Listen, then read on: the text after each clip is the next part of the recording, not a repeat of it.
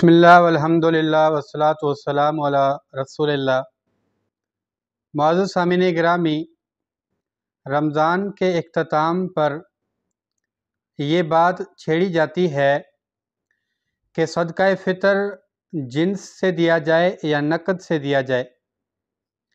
دونوں صورتوں میں جواز موجود ہے۔ جو کہتے ہیں جنس سے دیا جائے، ان کے ہاں نقد دینے کا کوئی دلیل نہیں ہے، یا ان کو استنباط اور استدلال سمجھنے میں نہیں آتے، اور جو کہتے ہیں کہ نقد دینا جائز ہے وہ بعض احادیث سے استنباط کرتے ہیں۔ ہمارا بھی یہی موقف ہے کہ نقد دے سکتے ہیں، اس کا جواز ملتا ہے۔ اب ایک چھوٹی سی بات ہے جو سمجھنے کی ہے۔ علماء کرام کہتے ہیں کہ نبی علیہ الصلوۃ والسلام کے زمانے میں جو جنس دیا جاتا تھا وہ بطور خوراک دیا جاتا تھا یا بطور کرنسی دیا جاتا تھا۔ راجح موقف علماء کرام کا یہ ہے کہ وہ بطور کرنسی دیا جاتا تھا۔ جب بطور کرنسی وہ جنس دیا جاتا تھا، اگر آج کے دور میں بھی کوئی اس جنس کے مقابلے میں کرنسی یا پیسہ یا نقد دیتا ہے تو اس کا جواز موجود ہے۔ صحابہ کرام رضوان اللہ اجمعین اور اس دور کے بھی کئی علماء کرام سے اس بات کا جواز ملتا ہے۔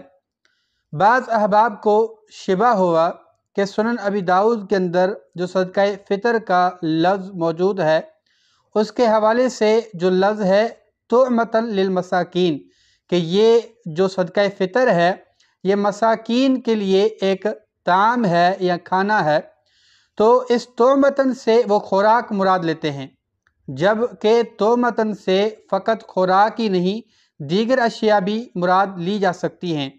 سنن ابی داؤد کے اندر ہی دوسری روایت ہے کہ اللہ کے نبی کریم صلی اللہ علیہ وسلم نے فرمایا، ان اللہ عز وجل اذا اطعم نبیا طعمۃ، جب اللہ کسی نبی کو رزق دیتا ہے تو یا اللہ رب العالمین اپنے کسی نبی کو مال دیتا ہے، فَهِيَ لِلَّذِي يَقُومُ مِن بَعْدِ، تو وہ جب نبی چلا جاتا ہے تو اس کا سرپرست جو ہے یا نگران جو ہے اس کے بعد میں آنے والا بنتا ہے، یعنی جو خلیفہ ہے وہی اس کا پھر نگران اور سرپرست بنتا ہے۔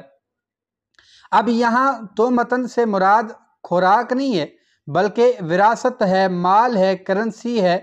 تو یعنی کہ اگر آپ جنس کے مقابلے میں کرنسی دیتے ہیں تو اس کا جواز موجود ہے، اس میں سختی کرنا بنتا ہی نہیں ہے۔ اگر آپ سختی کریں گے تو پھر کئی اشکال پیدا ہو جاتے ہیں۔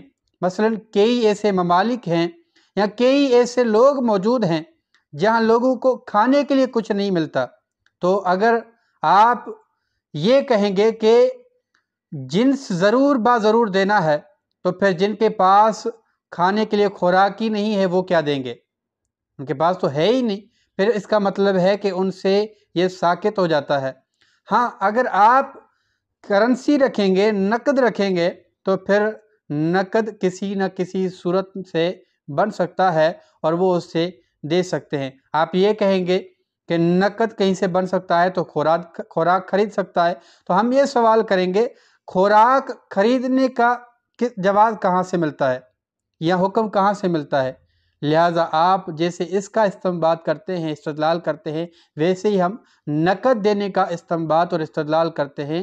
لہٰذا دونوں صورتیں جائز ہیں، اس میں سختی کرنا مناسب نہیں ہے۔ واللہ تعالی عالم۔